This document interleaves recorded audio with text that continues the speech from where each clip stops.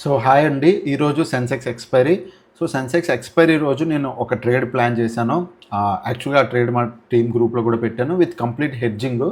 So అది కాకుండా swing positions నిన్న మీకు అనాలిసిస్‌లో కూడా చూపించాను. ఆ స్వింగ్ పొజిషన్స్ కూడా ఏమయ్యాయో ఈరోజు మీకు చూపిస్తాను చూడండి. సో ఇది సెన్సెక్స్ ఎక్స్‌పైరీ స్ట్రాటజీ. ఇక్కడ ఎక్స్‌పైరీ స్ట్రాటజీ మీకు కనబడుతుందా? Max loss 5000.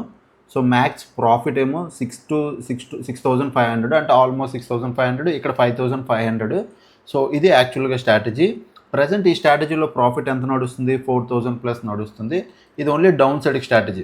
ఓకే, ఇది కాకుండా నిన్న నేను ఏదైతే స్వింగ్ ట్రేడ్ చెప్పానో సో ఇవి ఓవరాల్గా నా పొజిషన్స్. ఇవన్నీ ప్రజెంట్ ఇవన్నీ నా పొజిషన్స్. ఓవరాల్గా మీకు ఇక్కడ ప్రాఫిట్ కనబడుతుందా? 20,000. ఇది నిన్న ప్రాఫిట్ బుక్ చేసుకుంది కాకుండా ఈరోజు ప్రాఫిట్ ఇది. ఓకే, సో చాలామంది అనుకుంటారు నిన్నది బుక్ చేసేసుకున్నాను, అది కాకుండా ఇవన్నీ ఫ్రెష్ పొజిషన్స్.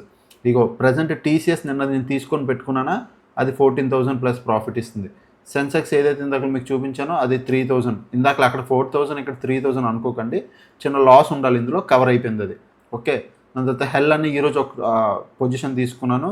ఇది ఆల్మోస్ట్ 3,400 ప్రాఫిట్. దాని తర్వాత ఇది ఒక్క స్టాకే లాస్ ఇస్తుంది స్వింగ్ ట్రేడ్, బట్ ఇది ఓవరాల్గా పొటెన్షియల్ ప్రాఫిట్లోకి వెళ్ళిపోద్ది. ప్రజెంట్ మీకు ఇక్కడికి ఏం కనబడుతుంది? 19,000 ప్లస్ ప్రాఫిట్.